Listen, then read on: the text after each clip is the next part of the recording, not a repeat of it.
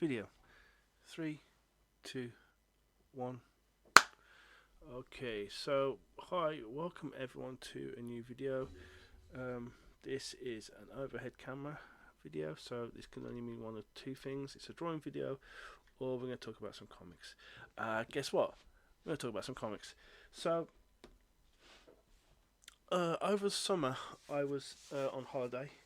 I went to the Millionaire's Playground of Morecambe, and I didn't realise it, but the last day of our holiday was Morecambe Comic Con. So, of course, we had to attend. And who was there but Pete Houghton, who, if you remember, last year we met at Hull Comic Con, and he's got a series called Space Axolotyl. And if you remember, on this channel we looked at issue 1. It's a quick capsule review. It is a real fun read. I enjoyed myself. It's a great fun read, and I swore to myself if I found some more, if I had some cash or a bit of time, I'd buy some more copies of Space Axolotl. And guess what? We did it. I went and bought 3 copies. So this is like all of the this is all talked up to speed for Space Axolotl. I've not shown this before, but he signed them all as well. So yeah, we're going to do this is a big episode. We're going to review all 3 books in one go. It's a review extravaganza. We're going to get started with issue 2. So it's kind of a cool little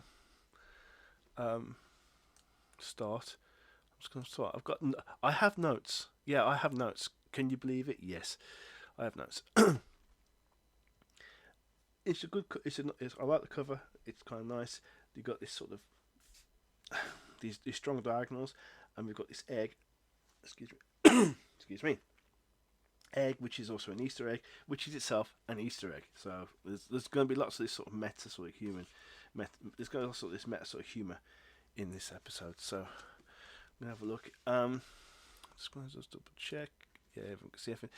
So this is a great way to start a comic. We've got ourselves a little montage and we're searching for stuff, and that's kind of cool.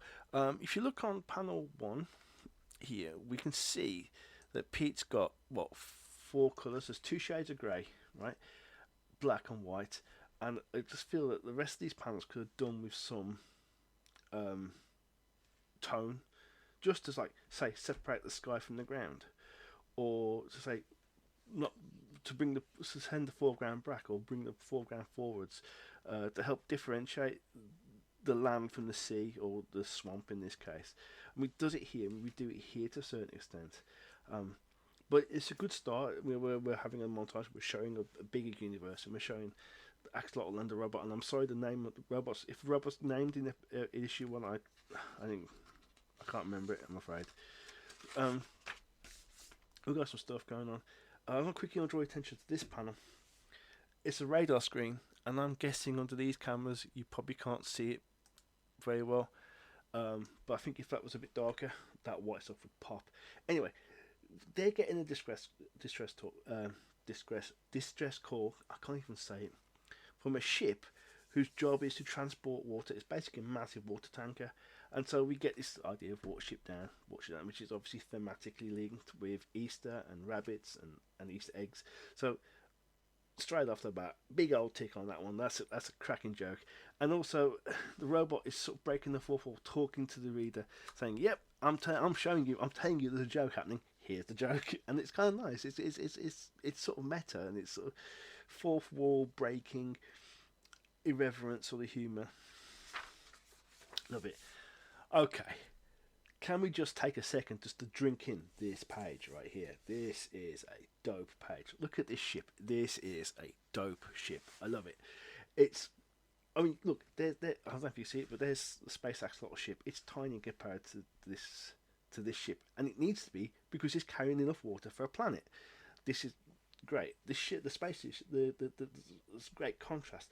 The tiny white dot of the ship and the grey blob, if you will, of the water tanker. Its shape is reminiscent of a whale.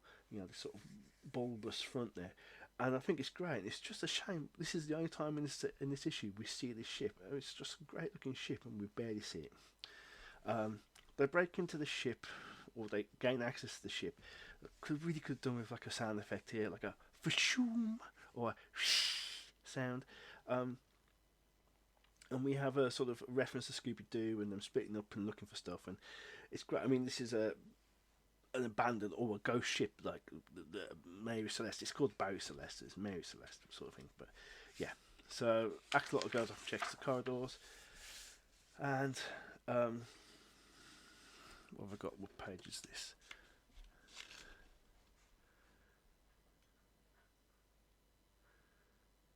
I mean, yeah, in my notes I say no notes. This is a great page. This is a great page. So I'm looking at this panel and I'm thinking we can probably do something different. Now I'm suggesting this, and Pete, if you're watching, this isn't a diss. I'm just reacting to what you've drawn, and I'm wondering if it's a way we can make it slightly different. So I've got a Sharpie, I've got a pen. Let me show you what I'm thinking here. What my thought process is here. He's going, Eeps, that's the biggest Easter egg ever, and it's quite big. But because you've got this, I'm drawing it on here because I don't want to draw on the lovely comic. You see, that's not good. Your vanishing point's all up there. Your guy is here, and you've got an Easter egg there, and you've got some crates. 1, 2. There's a stack there, and a stack there. Okay, but this looks like a high vantage point because that's where your horizon is going to be. But these crates don't look very big because like this egg is roughly the same size as this, and I think you can play with perspective on this one to sort of make it look big, emphasize the amount of crates there are, and bring these crates in. We've got a seal here. We've got seals on these crates, but we can't see them very well. So what I'm thinking is we have a low horizon, and we have our egg big egg, right? Go nuts. And because our vantage point's there, we can bring our crates up like this, and we can really play with the perspective. So here's a couple of crates, and really sort of play with that. And we can have more crates, and then your seal's bigger automatically. I mean, this is roughly the same size, and this seal is now already bigger. And you can put one here. Go nuts.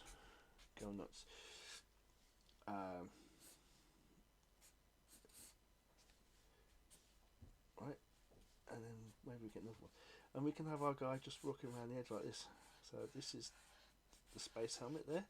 I'm just going to put the eyes in, and then like that, and then Eeps. I'm quite a big fan of connectors. That's been more established. Okay, so we've got this idea of like a much bigger thing, and we're having him look at us because we've already got this sort of 4/4 breaking thing that we do. So this is perfectly in line with that. So that's a suggestion, something to think of. Just making this bigger, making this more front and center. We've still got our crates. In fact, you could go nuts. You could have a crate up here and here, and emphasize that this room is full of crates. It's a cargo bay. I mean, I suppose some people say, what would a big tanker hauling water need with a cargo bay? But this is resolved and answered in the issue. So anyway, going back to it, we've got this Easter egg is an Easter egg, and it's also an Easter egg, and it's an Easter egg. So it's an Alien reference, there's a Yoshi's Island reference, it's an Easter egg itself, so there's loads going on here. We've got some nice sound effects, and then we get the alien turn up, and we're setting ourselves up for something, and then Pete does this wonderful thing.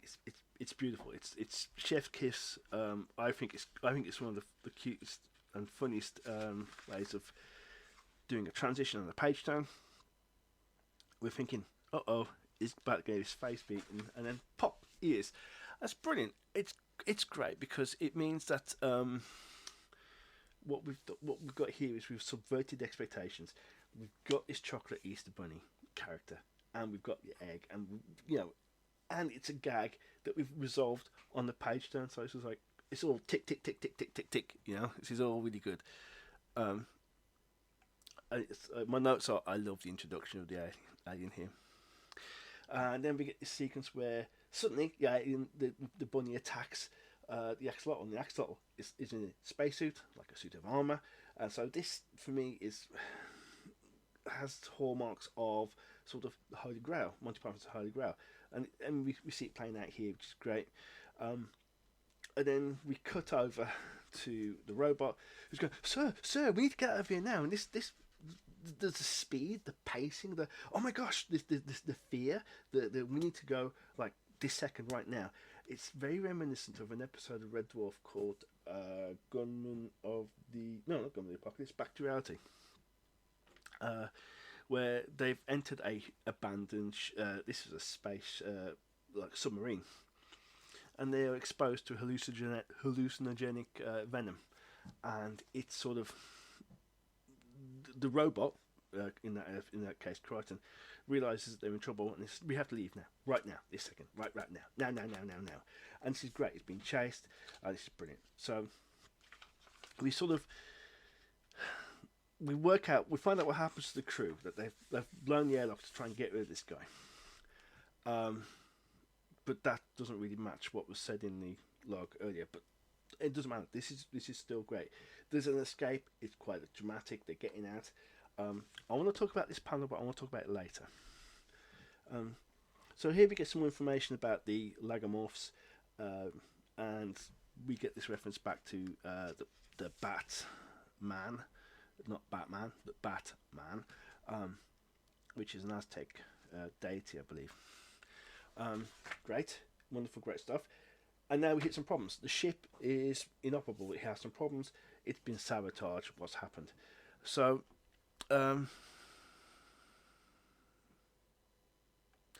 Axolotl goes to find out what's going on, and goes into his bedroom, and he's going, "Who's been nibbling on my chalk?" And it's great, but I kind of want to see that. I kind of want to see who's been nibbling on my chalk, either there or there. So it's like, you haven't got to go nuts, but I mean, chocolate nuts. But you could have a panel, something like that, and you could hint at the doorway, and you've got the axolotl here, and it's got the little fronds, and you said eeps, so eeps there, and now you've got all this room. You can have, you know, maybe there's a porthole there, bed there, and just rubbish everywhere. Trash. Maybe some street wrappers. And you know what? You could have fun with this, because you could put the chair in there and make it look like Van Gogh's bedroom. Although maybe that's a little bit too highbrow for the reader. But there we go. So you got this thing going, eeps, and then you cut back to who's been eating my chalks. It's just an idea, just a thought. What have we got? So yeah, then we sort of come here, and I want to talk about this panel now, because I love this. We've broken the panel, and then we're breaking the panel again, and it's sort of very much like Kilrer is here sort of thing. I love it. They decide that's it. We're gonna take this alien down. We're gonna take him out, sort him out, whatever. And we get this sequence where now we meet the bad alien's grown. It's massive. It's brilliant. We have a fight sequence. And then we have a reference here, which I get it, Pete. I get that. It's better than bad. It's good. And then we have like a bit of a fight. Axolotl wields this log. It's not that big or heavy, but because he's able to hold it. But I mean, it's enough to get it down the ramp and onto the planet. And that's the episode. That's the issue.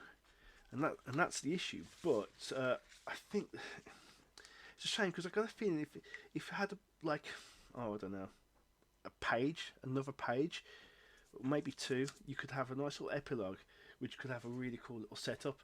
So I hope I can see all this. So let's just put this one side. So imagine you've got a page, and and you have the first row panel here, little caption like later. There's your ship, and there's your axolotyl.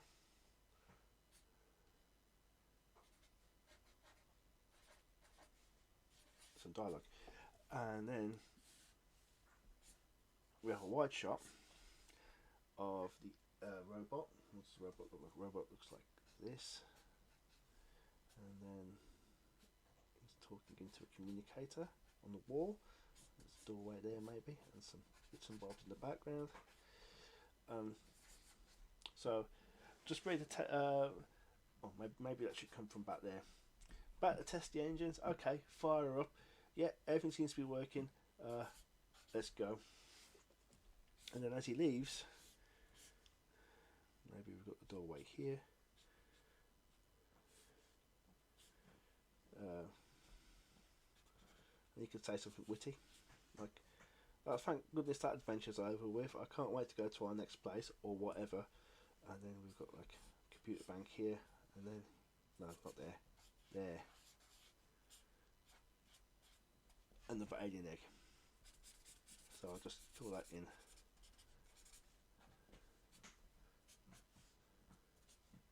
There's maybe a window display there, something like that. So you've got this sort of set up for something else happening.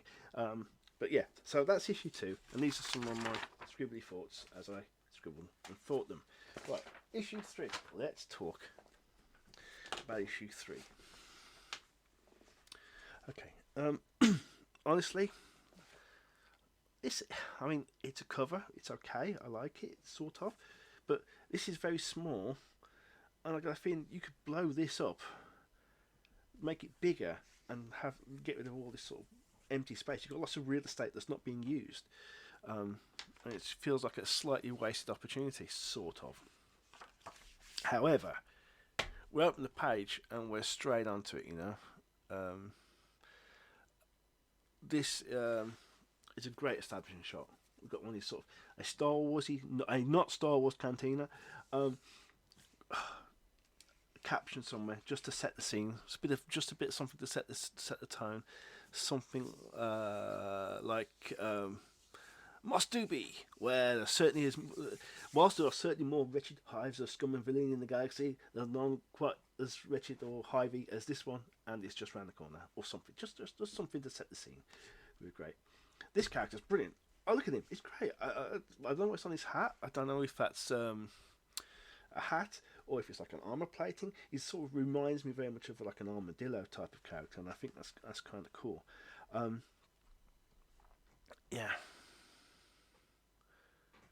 Yeah, so I think that's kind of cool. Sorry, I've got my notes while I was checking. Yeah, this panel, it's really hard to see. There's a straw. It's really hard to see that straw in the panel. So I think you could bring this out. So we just have say that. Bring these characters in. This character, brilliant. It looks like the character out of Star Wars. Also, I've noticed we seem to have changed bartender. Unless that's that's a minor thing, I suppose. But yeah, I love it. This slurp is kind of nice, and then the burp, it's cool. Okay, so we've got this. Thanks to the Pizzy Pop there, Mr. Barman. Toodaloo. Okay, I want to talk about this panel. It's a montage of Space Axolotyl essentially losing his shirt, trying to gamble and trying to win a thing off a what they call it, a claw machine. Now, having spent a week in Morecambe, I can totally relate to this experience, especially dragging a 7-year-old around various arcades. And it's a shame because we've got 1, 2, 3, 4, 5. I don't think you need quite so many, but it'd be great if he was wearing like some clothing. And I'm thinking a tuxedo, like you go to like in a Bond film, you go to the casino in a tuxedo, and then as you progress through, the shirt's undone, the tie's hanging down, and then maybe the last one, he hasn't got his shirt, he's lost his shirt. I mean, it's quite literal. Just beware of this as well. It looks like, because you've got this sign saying win a pony, win a pony, win a pony, win a pony. This looks like it's the sign for that. because it's set up that way. So I think you can probably, you don't necessarily need that one, but you might need, say, and this one I'd lift this up. Maybe get rid of that one and move that down a bit. So you've got this diagonal, and then this is literally on the fly. This is me thinking about this on the fly. So you've got the panel. It looks a bit like that. It's about a little bit that size. So here's your robot. It's got a piece of dialogue here, and then you've got this guy here doing his stuff, and we bring our eye down here with an image, an image, an image, but we want to bring the eye across, and it would be great if you could just have him walking with his tail, maybe from the cloud, and he's just depressed, you know. Or you could have, I don't know, maybe he's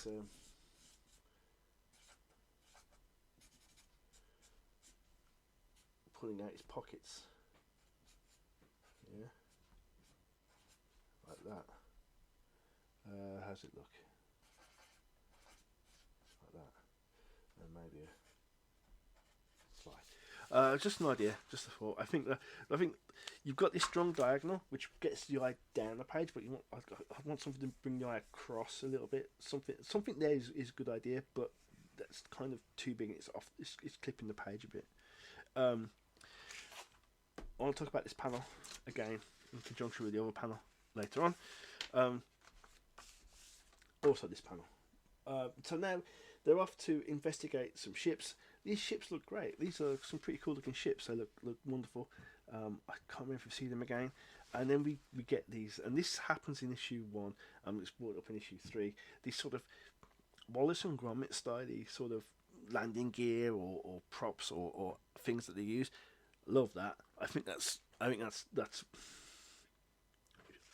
it's really charming. It gives this book an identity, and I'm here for it. I think the kids say they stan it.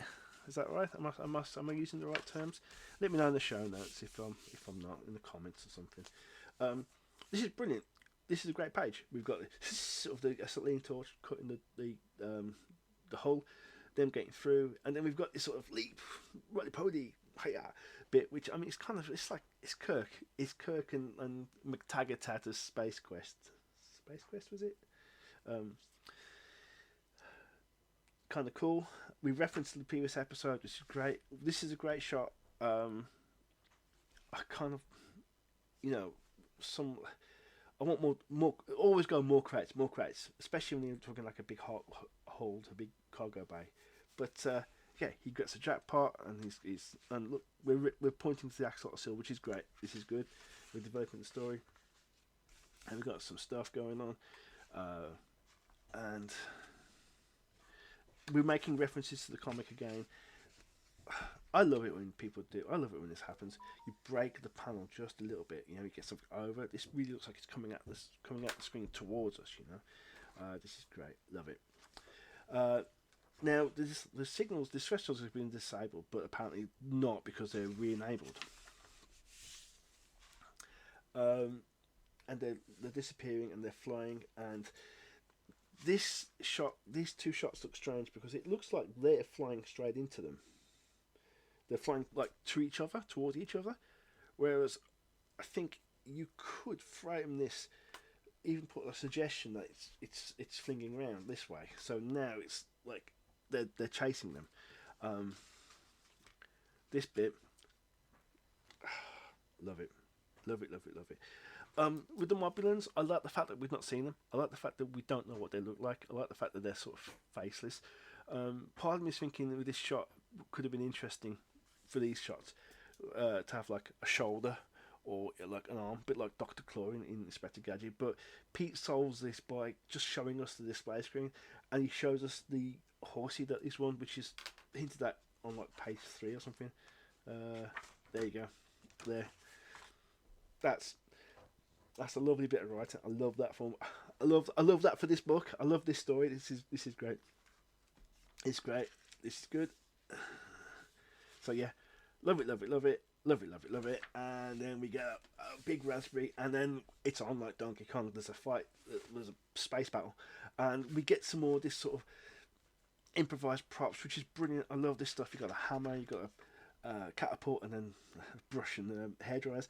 And it's a shame because I'd love to see him just like you fire one of them catapults at one of the ships and just like destroy it or damage it with a little rock or something, or a hammer. I'd like to see that using it. I mean, he pulls out this big gun, and it's an impressive big gun.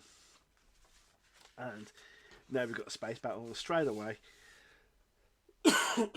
We've got a space battle straight away. We've got a nice explosion, good boom. This is great. We've got some fighting going on. This is great, and this Pete's playing with like dimensionality here because this is a space battle. There's no up or down. Star Wars and Star Trek have sort of sold us on this sort of idea of thinking it like an aerial dogfight, which I suppose does make sense. It's tricky. It's a tricky one to have like a battle where people are flying at mad angles at each other. We interpret the world in a kind of two-dimensional, at least in flight as a two-dimensional thing. Great. This is a pretty cool explosion. These explosions are great. I think personally, that's the best explosion on the page. And it's a shame because this doesn't really read very well as an explosion. But yes. So robot panics. The cannon's gone, but we're not out of it yet. And okay, we do get this sort of use of one of these weapons. So I suppose I take back what I say about that bit. I take that all back because we do actually set it up there and pay it off here. So good stuff. So now they've got a lot of diamonds, and they're saying, "Oh, it's like absolutely no cliffhangers." And then why did you say that? We've still got 2 pages to go. It's kind of brilliant. It's just this 4th wall meta sort of. I know I'm a comic, you know I'm a comic, and we're all in on the joke. Yeah, so that's great. And then we cut to somewhere in the mobbing sector, and we have scissors, banks bears, so he survived. Time to fix this mistake once and for all. I want to talk about this page as well. Alright. So that's issue 3. Issue 4. Let's clear the decks for issue 4. In contrast to the last issue, this is an action-packed type of cover. There's lots going on. We got axolotyl in a Robin Hood outfit. We've got some people in the background. We've got a hint of a cityscape. This is interesting stuff. So yeah, I'm digging the cover. I'm just gonna get my notes all up to speed.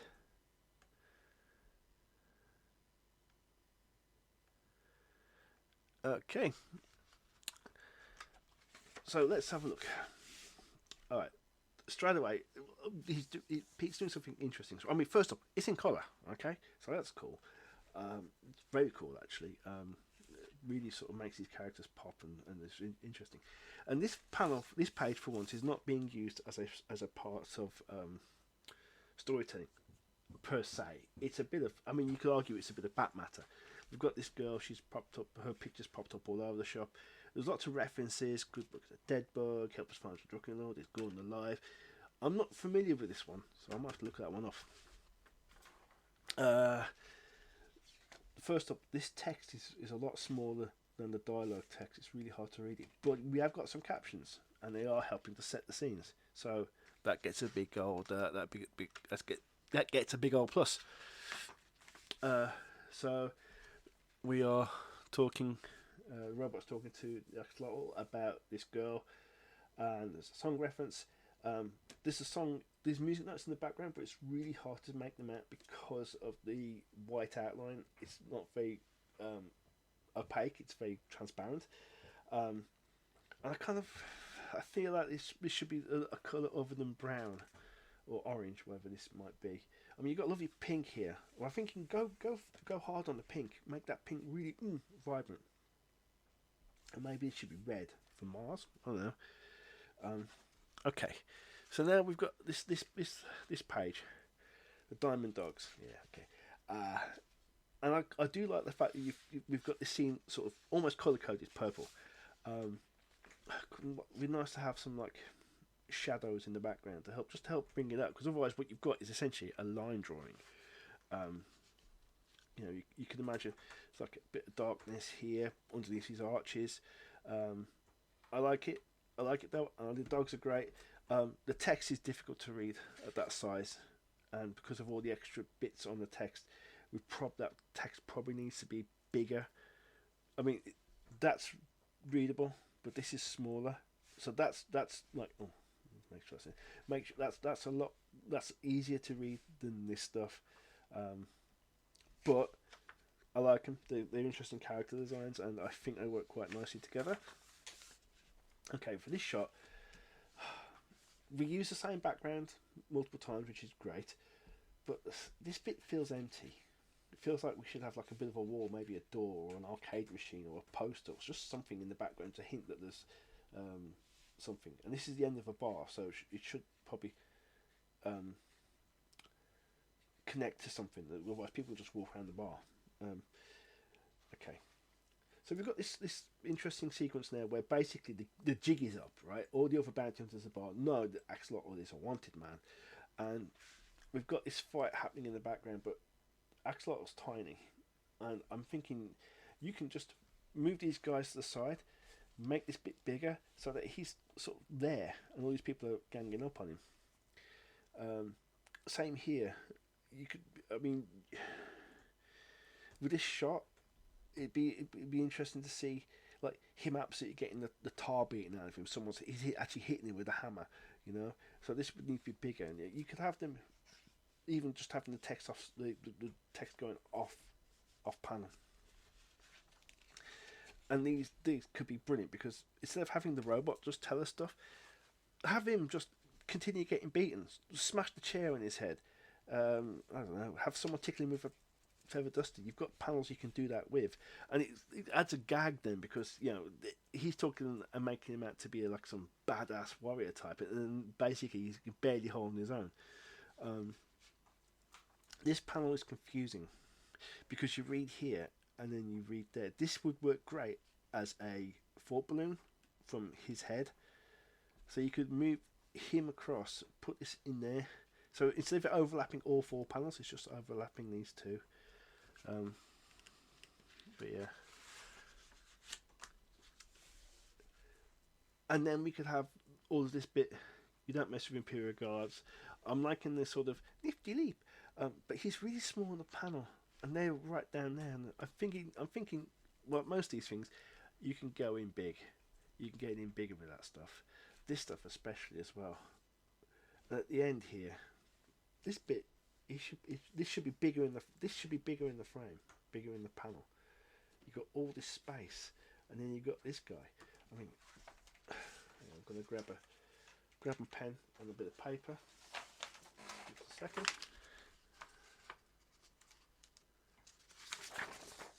Okay, so for that panel, I'll just put this to one side so you can see the panel. That panel. Maybe we could have it, still keep it wide, and we'll keep that inset in. Oh, like an inset panel, me. So we'll keep the inset in, but we'll have him sat on the chair. He's bigger, already bigger in the shot. And then we could have a body here, a head there, and then we could hint at some stuff in the background. And then we have this guy who's got a bandana, and he's big and muscly.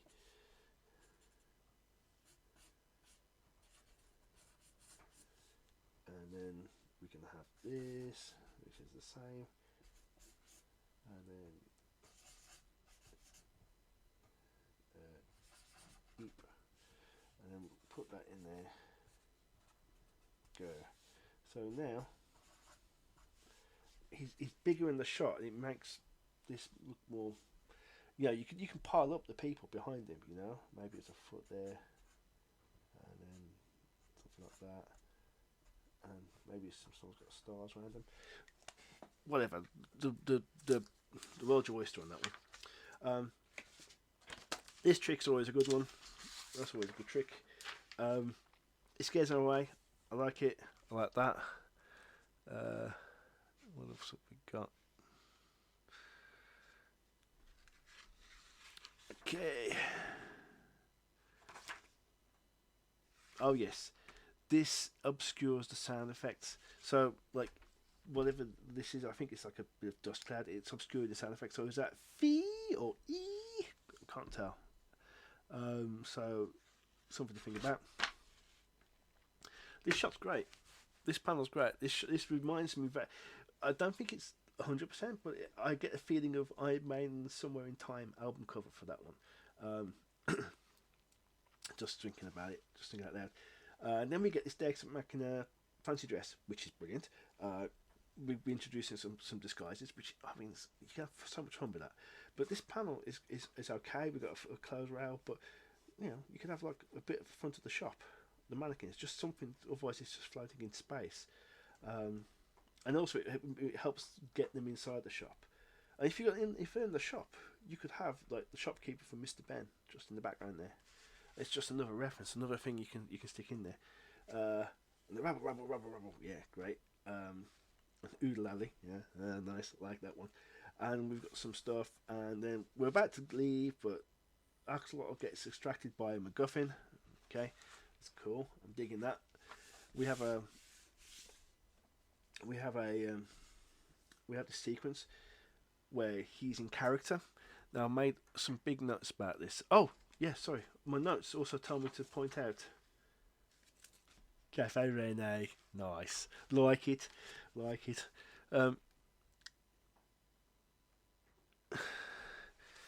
Yes, I like this Gothic text.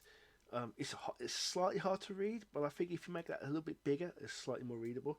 It's a shame that it's only used there, not there, or there.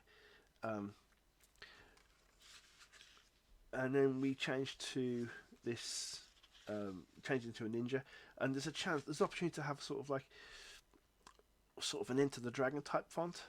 You know, sort of. I think they could have fun with that.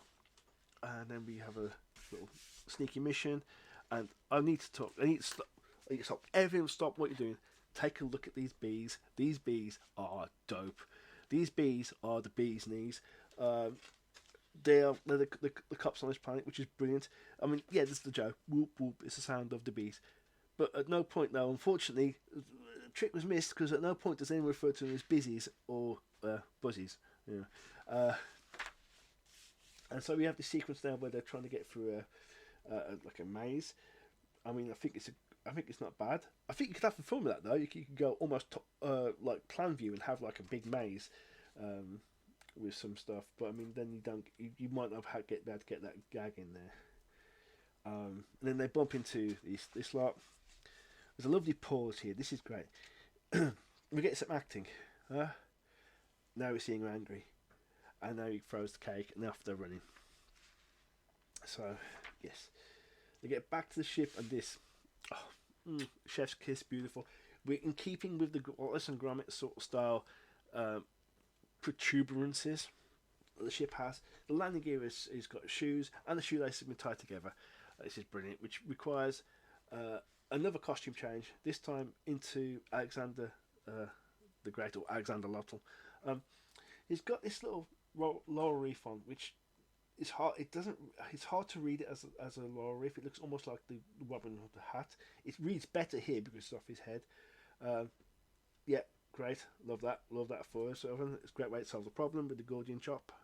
It takes off, and then the ship flies away, which is great.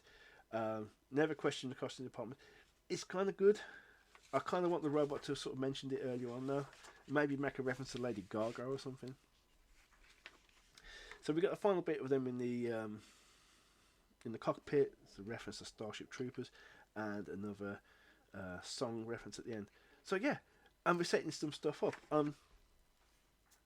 I wonder if this shot could just been like the ship small going to space with the speech bubbles just coming off it, so you could get lots and lots of dialogue in one panel. It's an option. Something to think about.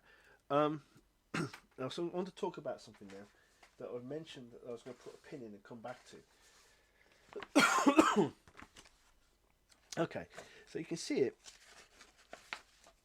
on this panel, and you can see it on. Oh, come on, where is it?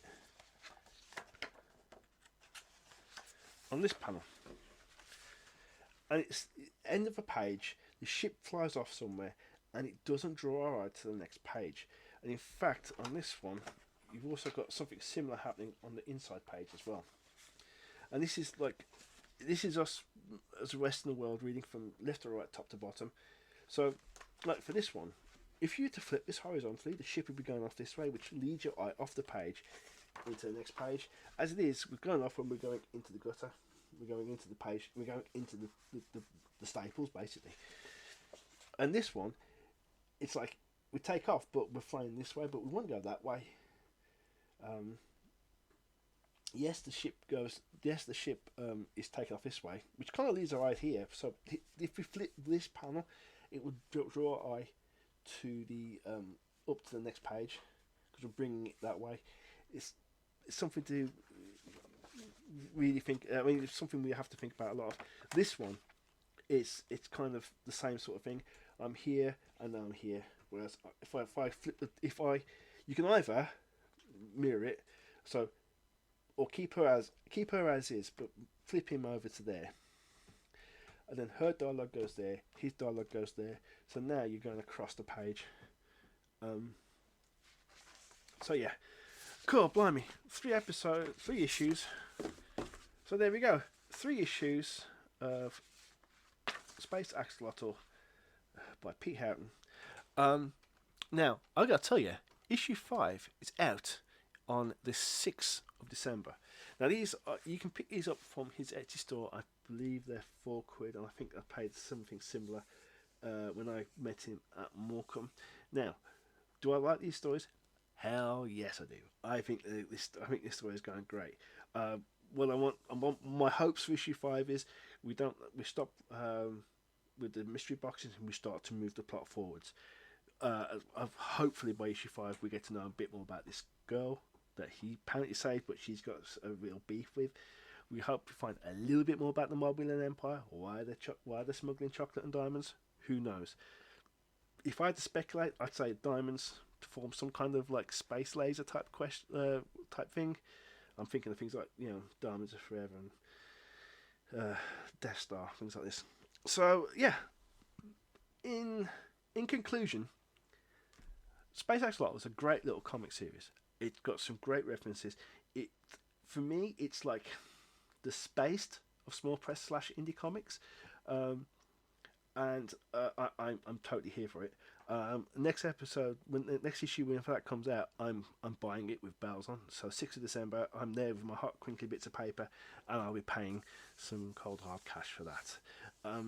In the meantime, I know this has been a long episode. Very sorry about that. We've been going for nearly an hour. Oh my gosh.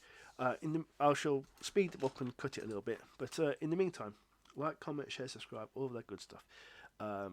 If you have some cash and you want some fun space comic-y stuff, you can't go much wrong than getting a copy of Space Axolotyl. I recommend you start issue 1 and work your way through. Issue 4, super fun. I mean, they're all good. Dude, they're all good. So yeah, I'm kind of looking forward to issue 5 now. I kind of want to see it. I'm there for it. I tend to sort of, when I find a good small press comic series, I follow it and I get obsessive about it. So there's this and the cosplay that doomed the Earth.